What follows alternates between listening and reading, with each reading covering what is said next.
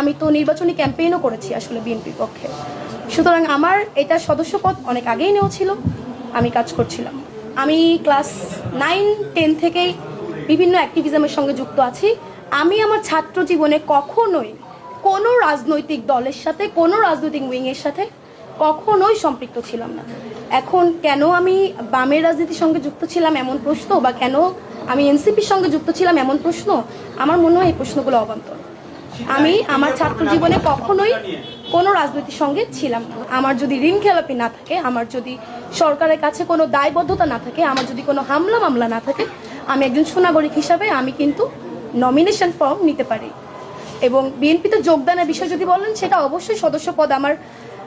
আপনারা যদি আমাকে সোশ্যাল মিডিয়াতেও দেখেন, আমি তো নির্বাচনী ক্যাম্পেইনও করেছি আসলে বিএনপির পক্ষে। সুতরাং আমার এটা সদস্যপদ অনেক আগেই নেওয়া ছিল, আমি কাজ করছিলাম।